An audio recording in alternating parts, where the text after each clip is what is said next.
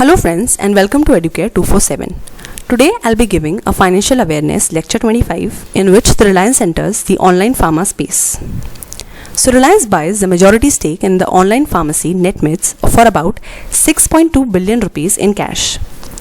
The investment is also said that it represents about 60% holding in Whitelake Health Private Limited and 100% direct ownership of its subsidiaries. So Whitelake and its subsidiaries collectively, which is known as Netmeds, were incorporated in 2015. Due to this COVID-19 crisis, there is a spurge competition in an increased competition between Amazon, Flipkart and JioMart.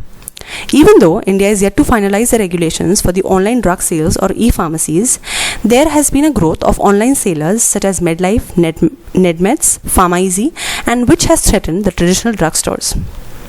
So friends, Educare 247 has launched SEBI Grade A 2020 crash course, which includes Phase 1 and Phase 2. You can avail this at a discount of Rs 1500 by a coupon code of SEBI. The course content is as shown, and if you click on any of the tabs, it will show the further chapters which are covered into it.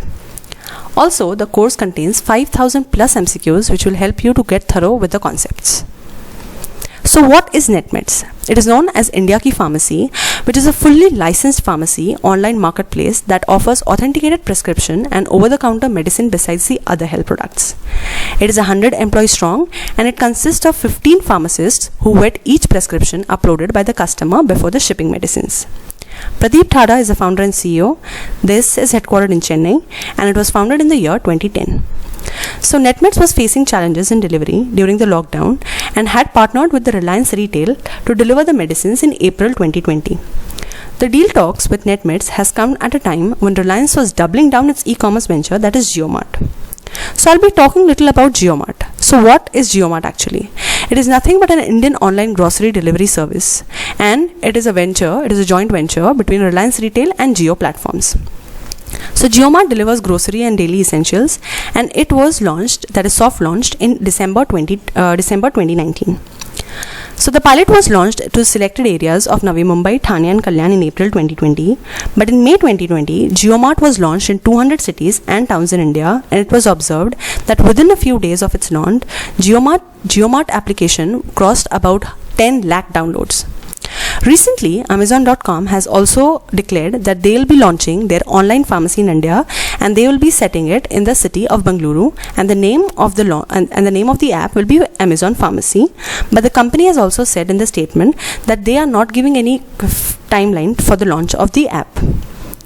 I'll be talking a little bit about the global trends and challenges of e-pharmacy that India is currently facing. So according to Frost and Sutherland, in a recent white paper on e-pharmacies in India, the market in India, it is estimated to around about $512 million in 2018, but it is to grow around 63% to reach $3,657 million by the year 2022. Even though it has been only 4 years since the advent of e-pharmacy in India, the general public is still not aware and doesn't have any clear understanding of what it actually does and how it operates, and have various wrong perceptions around it. The report also further revealed that e-pharmacy segment is at a nascent stage in India, but it has the potential to grow to a very large industry segment in the near future. E-pharmacy could account for about 15 to 20% of the total pharma sales in India over the next 10 years. Globally, e-pharmacy is growing at a steady rate of 15% and is expected to be a 200 billion industry by 2025. Various governments are making e-prescriptions and e-health records mandatory, which automatically feed into e-pharmacies for fulfillment. I have read it in a certain document that it is New York and in China that these governments had made it necessary for the e-prescriptions and e-health records. The challenges in e-pharmacies in India continue to remain. Presently, there is no system of barcoding at manufacturers level. Barcoding at manufacturers levels performs, or it shows the authenticity of the medicines of any of the brands. Also in India, Onus is the only retail players with regards to the accuracy of data, which is not fair, and government should make a barcoding at manufacturers level mandatory. Also, the another challenge is the delay in the draft regulation notification.